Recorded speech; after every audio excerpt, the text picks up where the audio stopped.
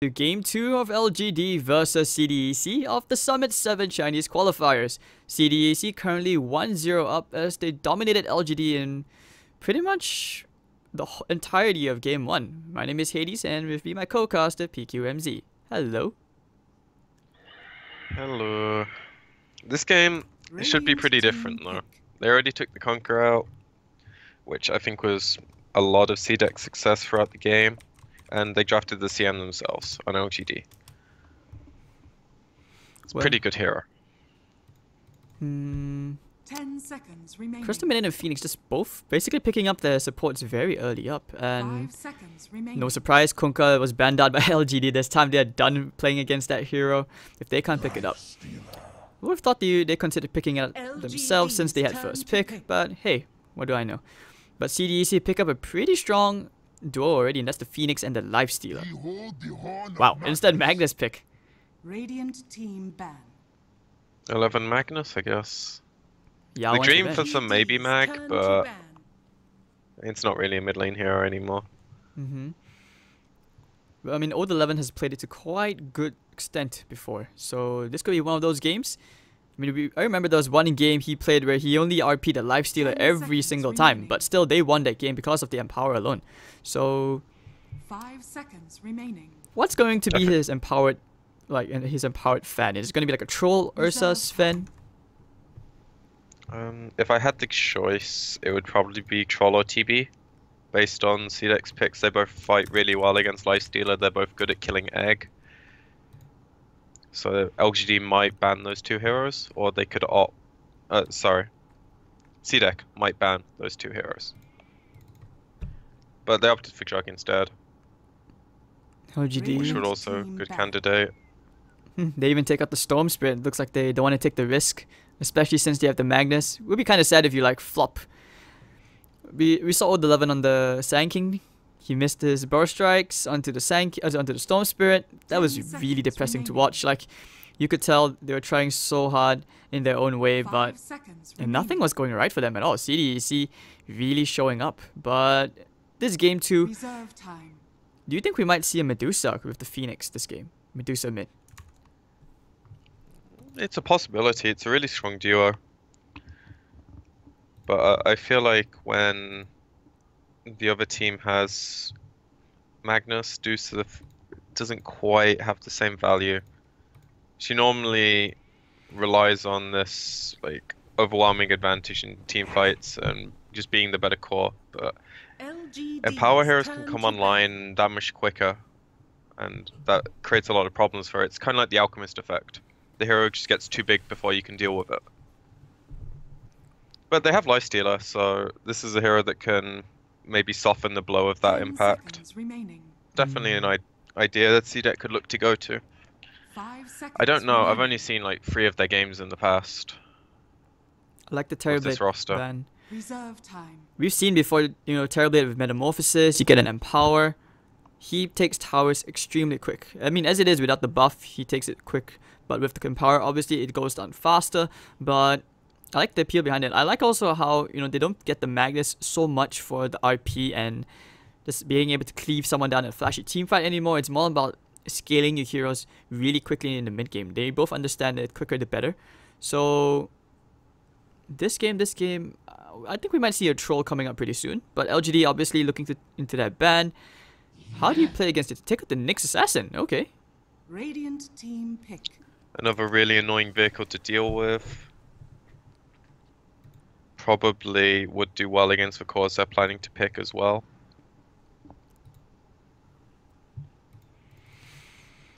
Well, they take out 10 seconds remaining. From the bans alone, you can tell they just don't want to have to deal against all these very annoying initiation heroes. It's quite similar for the first two on CDEC's bans as well. But they basically just... Do you think they would ban out one more carry for the final ban? I imagine LGD are going to get their carry here. Maybe not third, but in these two picks. Well, we enter the second phase. Taxi service. I'm not sure why. I feel Spirit Breaker.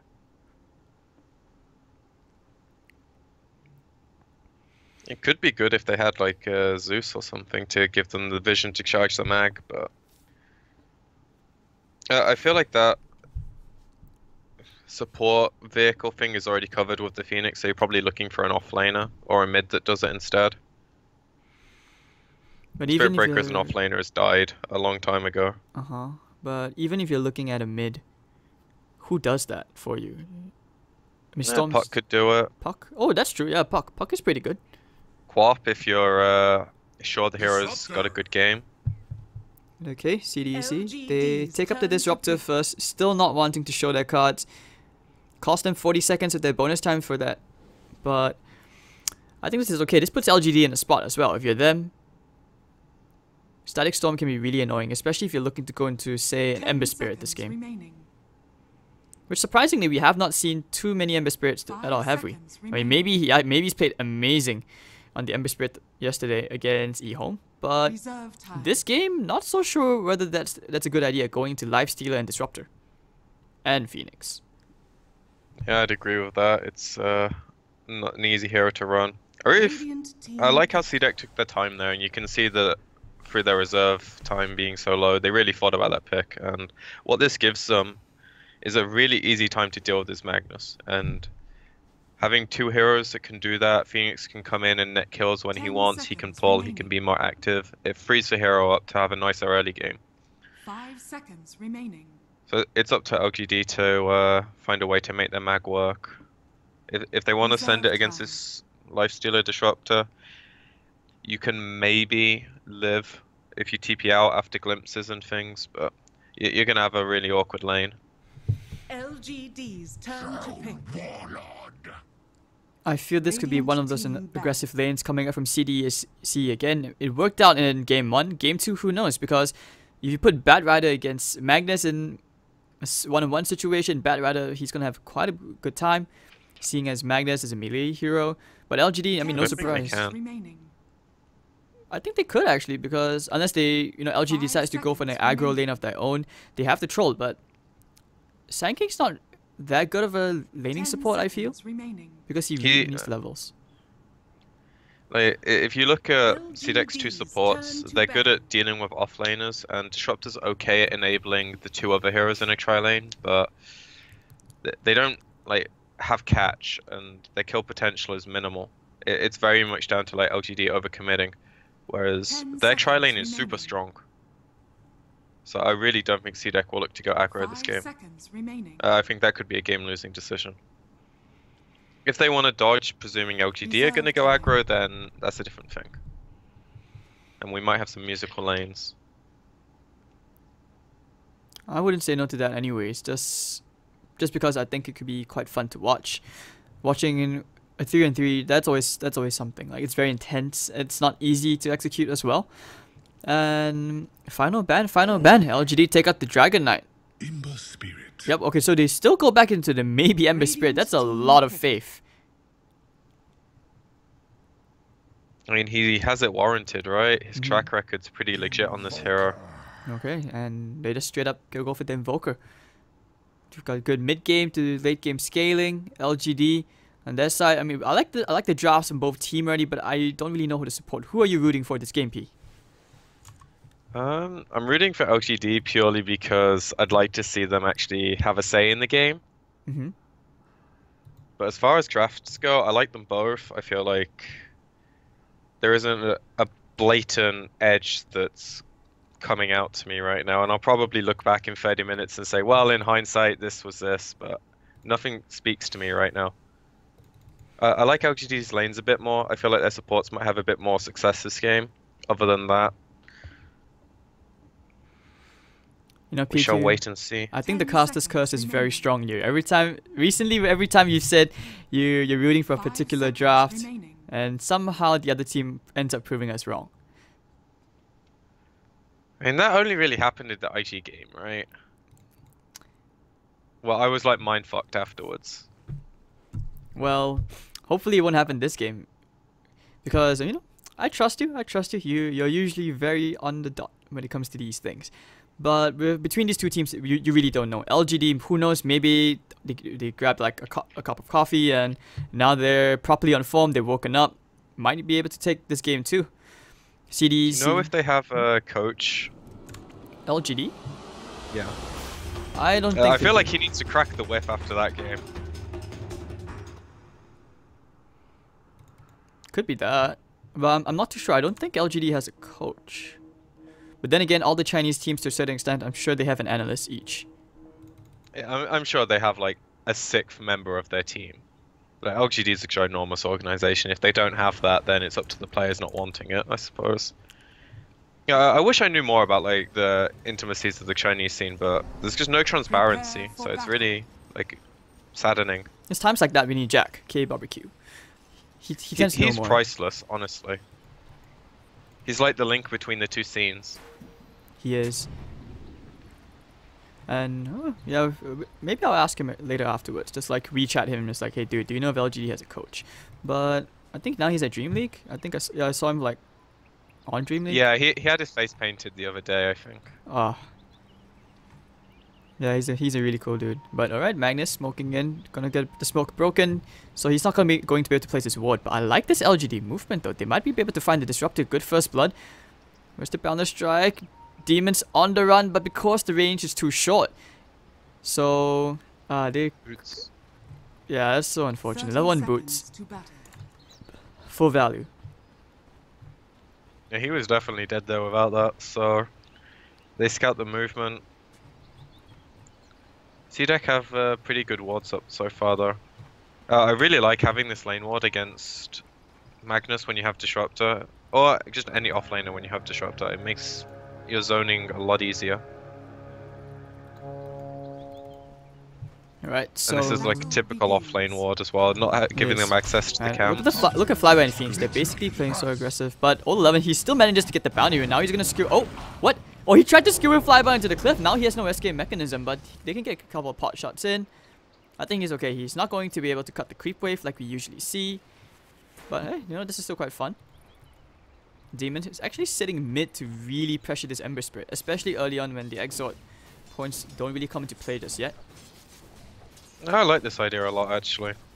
It gives the mag a bit more freedom to this lane.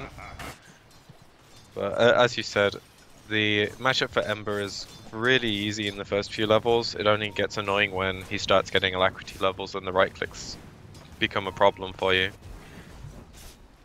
If he's winning the trade while you have Flame Guard on, then you can't really play aggressive on him, ever. You are too slow. But from LGD's perspective, I think they'll be really happy with this because so far their mag's going to get at least these first two waves pretty uncontested. They have a completely freed up safe lane. The Batrider's just been demoted to the woods straight up, and with the Disruptor starting mid, you can't just put a hero top lane as easily. Normally you'd want the Phoenix, but he's bottom pulling right now. Kind of feels like the roles are swapped as to where they should be. It's personal opinion though. Victoria is basically just playing around with the Batrider right now. He's trying to leech whatever EXP he can, slow down the Batrider's jungling. But damage is already done, you know, he's at level 2. That's good enough. Demon's actually going to the top lane to leech whatever EXP he can. He needs to be careful against Yao and Ami. They have more than enough kill potential. But now Victoria, he's thinking about swinging by the mid. He was edging in that general direction, but no. Just get the salve ups on maybe, and that's it. And this He's lane, just looking for things to do right now, and I think leeching experience is going to be about all he can look to do right now. Flyby had to take the long way around. That's a double creep, pretty much, yeah, 1.5 creep waves Radiant's right under the bottom tier 1 tower tower. is under attack. Missing quite a bit of CS, but looks like they want to try go here. Maybe not. Burst Strike into the Phoenix, just playing around with him, and he will just Icarus dive away. But top lane, I think it's okay though. Like Disruptor, at least he gets level 2, but still hasn't found much success in that part. Yeah, it's just all like LGD favored at the moment, and this is kind of where it stems back to what happened in game 1, where CDEC have these two supports that don't Oh, Victoria, have much he went play for on the the map. tango. Oh, sorry about that. Yeah, I saw that he just went for the tango tree with the boots. He thought about at least going for the invoker. But back, you were saying? Dire's bottom tower is under attack. It's just like game 1, where CDEC supports aren't doing anything right now, whereas LGDs, they have at least the potential to do something. They deciding to not right now, I suppose. But, And their lanes are just going better overall. but I think that boils down to the nature of the lanes, right? Like, because CDEC are laning in such a way, there's not much which LGD can really do. There's nothing they need to do really. Like their trolls farming quite comfortably. Now that the Batriders come up here, we might see a bit more action. Because Vasanking actually like has a purpose to rotate top now, and the same thing when he goes for mid. Oh, the Tornado did connect to 2 heroes, but the Sunray doing some very decent healing. Setsu won't get the Ghost Walk. He tried to go for the Cold Snap, but alright, first blood going to maybe. Very, very nice start already. Top lane. Yeah, and top Trying lane. to go here onto the Batrider. Oh, 18 HP. That was really close. That was really bad by CDEC as well. Like when you invoke Tornado, it normally has like a tiny bit where it hits behind your hero, and he didn't clip the shield from Ember, so that's why he dies there. And that just means that LGD gets some initial impact with their Sand King. This kill probably gives the Ember a good amount of momentum to the lane. And it's kind of like a flip from game 1. It's not as bad for LGD, sorry, for CDEC, I think, getting out of the lanes, but we shall see.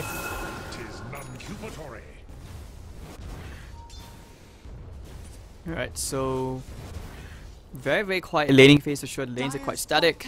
We haven't seen any Sunstrike kills coming out just yet.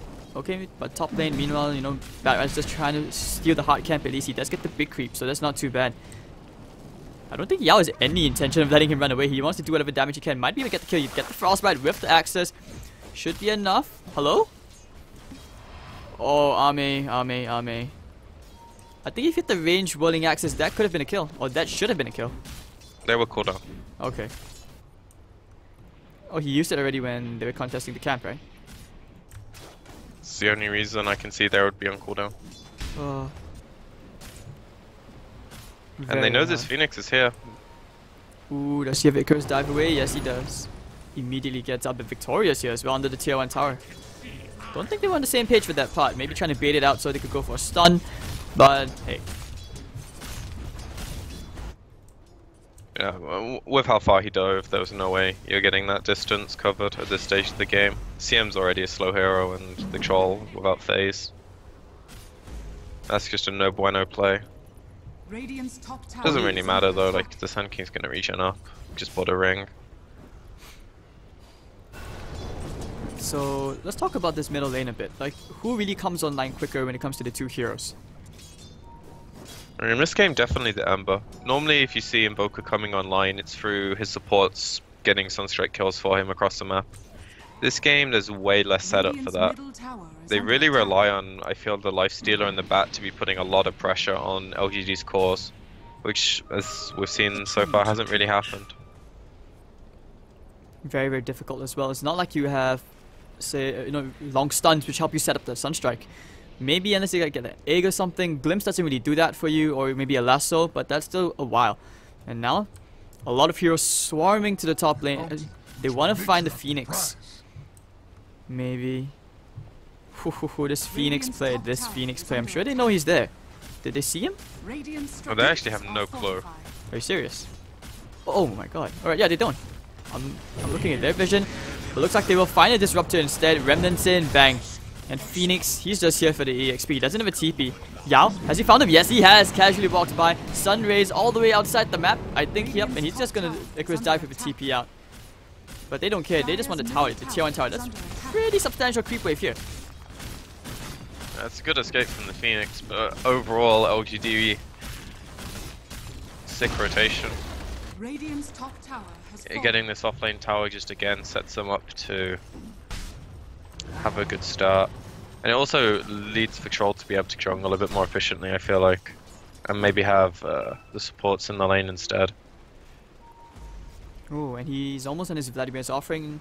8 minutes and half in. Middle lane, they're trying to go again onto the Invoker, but the Sunray heal is going to be there. Maybe have to turn around to Victoria. I think they have more than enough damage. Yes, they do. Tornado will be securing them the kill, so Setsu gets a very, very nice turnaround. Much needed gold to build him that much closer to his Midas. 600 more gold before he's there.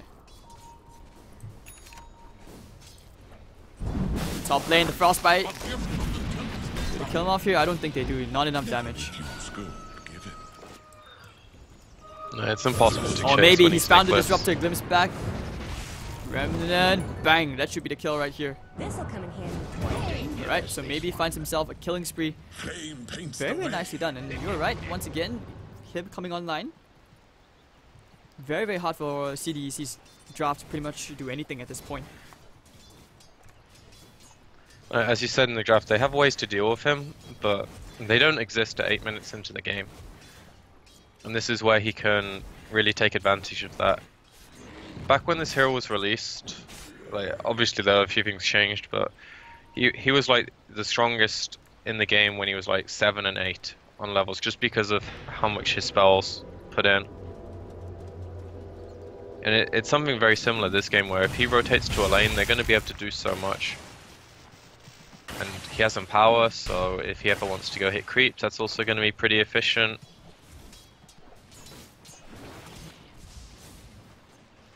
Alright, so what are both teams really waiting for? Like we haven't seen that much action, but why is this so? Like for CDEC, obviously you want to invoke a Midas, but what about LGD? What are you waiting for? Well, apparently not much, as they're moving heroes bottom now. It was mostly like a tick list for them, I feel like. They wanted to win their safe lane. And now they're looking to use this Ember wherever they feel best. And if they can get this kill, then yep. Get the Searing Chains onto Setsuri with the Burst Strike and the Frostbite. Very quick and easy kill here. And maybe also getting the kill for that, so his net worth is definitely flying up. You can see already he's very, very close to Veil of Discord. But strangely, in terms of net worth, he's actually just a bit behind the Invoker. Bottom lane, trying for the Sunray onto Ame. Yep, they should have enough damage here with this. Yeah, okay, the Fire Spirit's built to take him down. Radiant structures. So Ame giving away gold to Flyby. Actually, CDEC's cores are the ones ahead in terms of net worth. That was a big misplay from LGD though. Initially when they were moving bottom, they had all their heroes here, and it was very clear that they decided to go for the mid play on the Invoker. But then you don't want your troll getting caught down here. But CDEC capitalize on it. Searing Chains once more into... Oh, the epicenter as well. Bad Rider's going down here. Oh, hello. Trying for the lasso turnaround kill. Victoria, the stick. This Lodge is looking for the Sunstrike. Bam! Shade gets a very nice kill. Radiant's middle tower is under He attack. needed something like that. So his net worth continues to stay ahead of the Ember Spirit at least. Ember should be able to buy that Helm right now. Needs the Veil Recipe before his damage really starts to hurt. With the level 10 talent, of course, as well. Yeah, the early point is light netting him a lot of kills, so it pays off, but it does lower his damage output. Not that it's actually really relevant with the kills they're going for.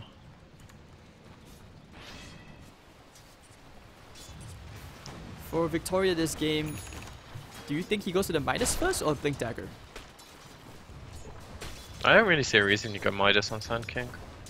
At least as a support. As a core, if you get a really good early start, it makes some degree of Top lane sense. here, they want to go into Victoria. They're slowing with the Icarus Dive, the Burst Strike. And the Napalm stacks plus the Sunray. They really want to cook him up. Do they have more than enough? He goes all the way to the left. Do they know? That's a Burst Strike. Burst Strikes one more time. Ember's coming. Oh, they even popped the egg for this. What? Should be enough damage. Yes. Oh, those napalm stacks. The extra damage, but here comes maybe hot and angry. He's gonna try and burn him down. Do they have a skewer? Yes, they do. They immediately take care of him. Now Sunray, he's gonna try and run away again, but I'm pretty sure they have the Searing Chains. Ooh, he's stuck. He's stuck. Oh, 11. No, not again. This is like his comfort spot. Dire's middle tower is under attack. Oh, he's gonna find him, right? Yeah, he just pings that. He knows. Bang. And no TP either, so with the CM coming in, he's dead. Oh, Yao actually gets to kill. 11's like, no, that was my dagger. Dire's middle tower is under attack. These supports are getting greedy, man. Report the support. Report the CM. Yao's like, I need money for wards. This is where we enter that debate again on who should get the money. Dire's Oh, it should bottom always be tower like is under attack. the mag in that situation. But it's something that teams don't really care about that much. I feel like you just get the kill and continue a game. In some situations, and I think it's more player based than not, like If MB's playing the mag there, I guarantee you he's like screaming on TeamSpeak to, or whatever they use, to give him the kill so he gets his dagger. I don't think LGD were doing that somehow. Well, Considering the early game for CDEC, other than the fact they just double smoked, which is it's not that costly in this situation, but losing a smoke can always bite you in the ass as the game goes on. They are a valuable resource. There's a reason they have such a long cooldown. And they're gonna net a kill from it most likely, unless Victoria makes some amazing play. Nothing you can do into the Sunstrike. Yeah, you don't want to go too close. Oh wait, hold on, sorry, they're the same team. What am I saying? But yeah, he did get the assist gold from that, and that's the debut of the Blink Dagger. Very nicely done. And you also slow down the Sand King's Blink Dagger timing. As it is, as a 4, he's not getting good farm, which is why I went back to the Midas point, because we see a lot of 4s, they really get greedy, they go for the Midas, and when you drag the game out, it really works out for them. Middle lane, so then see your pressure here. The meteor is gonna fly out as well, but maybe dodges all of it. Actually pushed out of the static storm. Oh, disaster everywhere. Sunray healing everyone up, but oh, the double kill. Looks like they'll find a third. The RP onto the lifestealer one more time. Can they kill the egg? I think they need a bit of help from the troll. Ooh, it was about to hatch. The third kill, but now of course they're looking for more. They want to try and catch up, but the Firefly is about to expire, and I don't think they actually do anything here. Trying to get the kill into the Crystal Maiden. The Shrine's gonna be there, and no one really dies, but maybe he is thinking about going back in. The Flame Guard just back off. Nah, he just TPs out. He actually didn't go for the Veiled Discord first. He went for the Travels, which I like.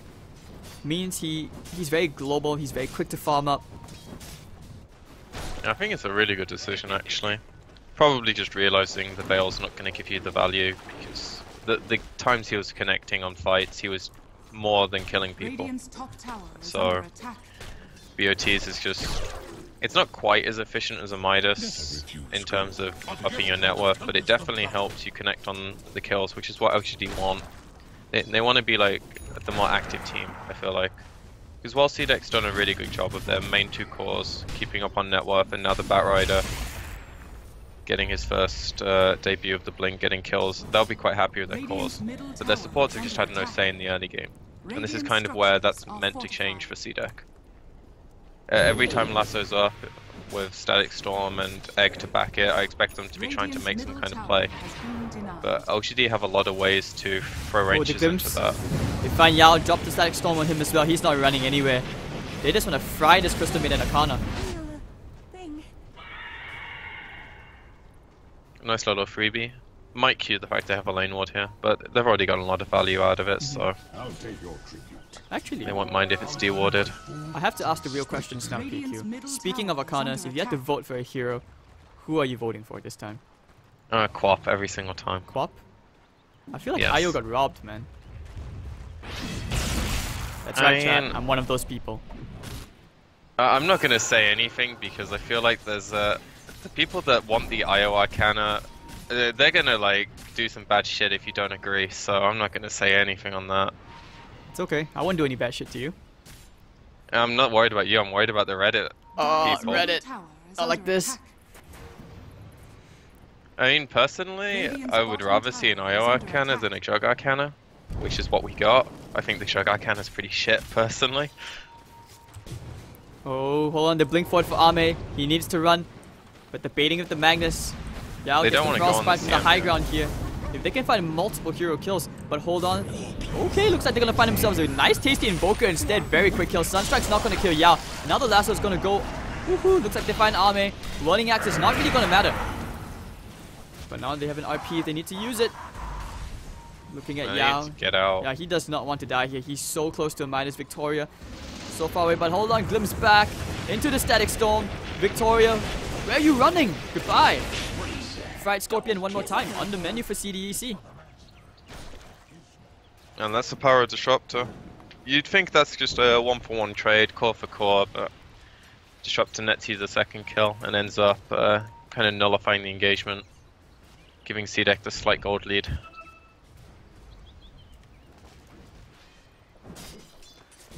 Alright, so... I also really liked how the bat didn't just go on the CM in that situation. You would normally always see someone just like one and done that kill. And maybe it goes really badly for them because there's a Magnus backing up, and then Lifestealer's in a shit position. But he waited.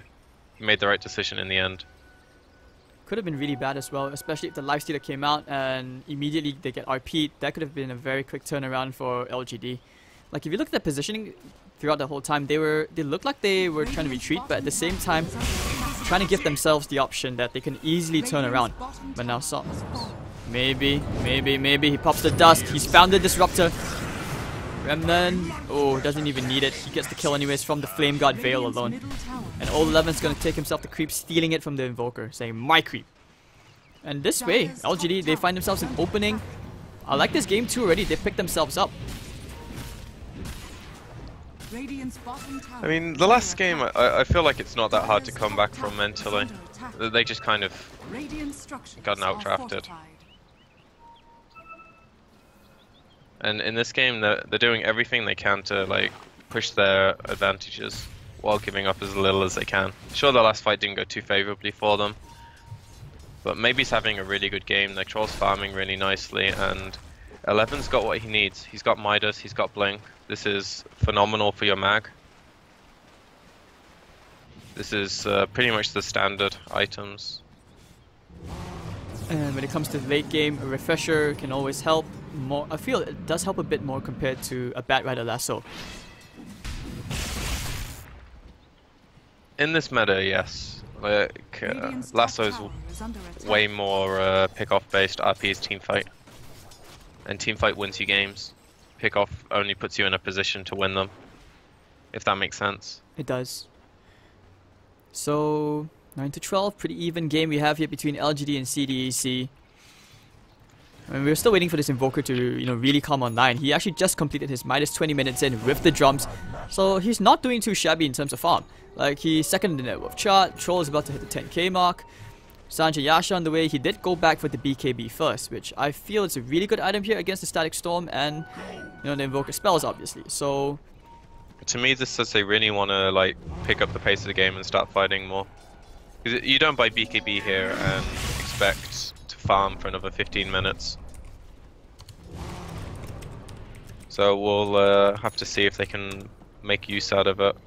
Because right now they're smoking up with this Sand King Blink, which I don't think CDEC know about.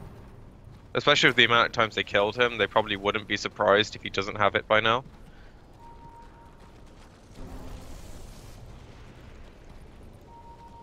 alright, they are smoked up. We'll see if they can find anybody. Oh, this ward. Oh, the Power Easy Strike. kill.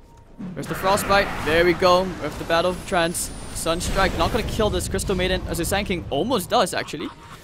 But okay, Ame. That's pretty good for LGD, That's considering Roche is the very easy transition point here.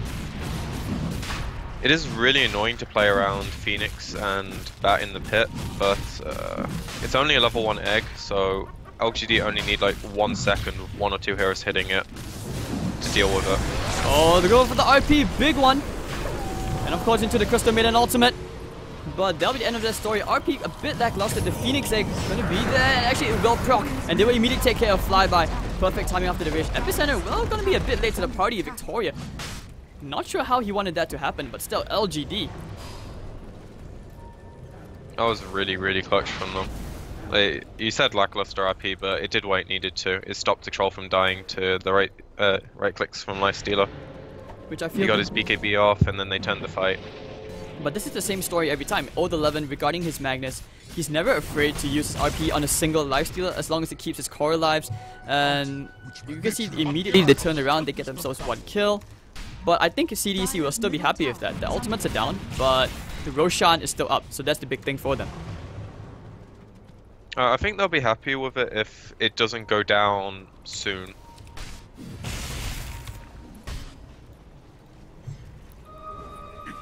Oh, they're doing it again. Round 2.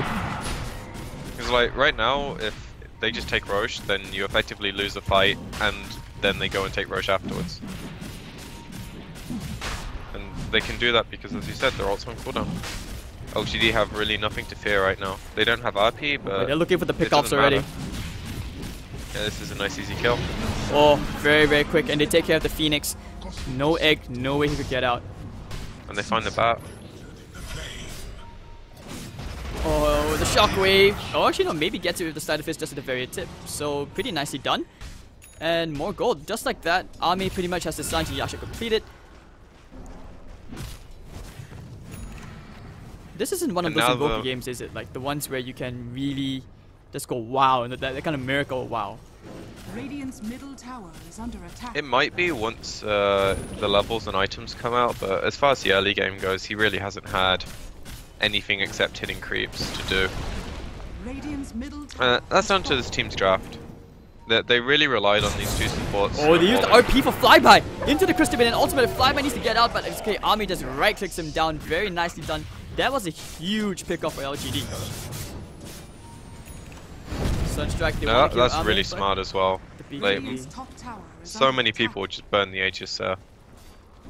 But you've got 4 minutes left on this. It's really good to BKB that. They take And the the- disruptor. Yeah, the pace of this game has just gone from like fairly stagnant, trades back and forth. LGD just put their foot on the gas, they're 12k gold ahead. They basically just went, alright, BKB up, Rages, Lego. Radiant's top And tower just like is that, under Pretty Two turns much. Oh, they won the last auto tier 2 first before they push for high ground. Alright, so taking the safe option. This is Chinese Dota after all. Yeah, Troll doesn't have BKB. And they have time. It's not that they're particularly close to any item other than a Shadow Blade on Mag, which isn't that important for pushing high ground, but just play the controlled game. They've got 3 minutes left before the Aegis has expired. BKB comes up in 15. But they're still going anyways. And it looks like they will head into the Ancients area, where if they're lucky, they find the Ember Spirit. But he has a Lincoln Sphere. And so far, every time I feel like teams have tried this on maybe, he almost always gets out. It's like an 85%. So we'll see if he'll be caught off guard. They should suspect what's going on. Yeah, you see he They immediately don't gets know out. about the Lincoln, maybe? Oh, he's had it for a Oh, while though. Yeah, okay. I Troll. wasn't sure if he had it for the Shadow last Blade fight. breaks the Lincoln. Oh, they dropped the sentry down. Ame, he's going straight for demons. He tried to run, but it's okay. That smoke ends up feeding a free kill. And now they're going on the hunt. Looking for someone. All 11. Barrel strike off the mark. Maybe go for the squid. The last is going to come out. Okay, fly by. Does he get the kill here? Won't need the sunstrike to land. Victoria goes down. But can they find a Phoenix? He maybe forced to pop the egg. But with all these heroes, it's okay. It's alright. Ame says thank you for the free egg. And now the definitely blast media combo. Not really going to land. Remnants forward. Ember Spirit, will he find him? No, actually in the Ghost Walk form. Looks like Setsu is going to get out. But Ame, he's going to go man fight against Lifestealer. They need to make something happen here. But okay, pops the rage. Rest the blast we needed. Serengion's going to get RP on 2. And of course, LGD find 4 heroes. Nothing that Setsu can do at all. And the creep wave is pushing in, which means that they can actually push for the tier 3 tower very easily. A pretty easy sequence of plays for them. CDEC walk right into them. Radiant's top LGD tower showed is the under correct attack. hero. Like you're not using your Batrider to jump on the Aegis hero. It just sets you up to fail. Radiant structures are fortified. Once again, a disaster, no egg. There's just no setup for CDEC. Like, they're looking for pickups, but the way LGD has been playing, their team fight has been amazing. So this way they're going to get themselves a free lane of barracks, and they're back for game 2. Definitely showing up. Looking to the Magnus one more time. They succeeded the skewer, but the Remnants in. Ooh! The Tornado flying out into the Static Storm. That could be a great setup here. But it's not really going to kill anything. Army, he's still going a ham at Demons. He's had enough. He's like, I'm done. GG. I actually thought this game would be a bit closer than the first one.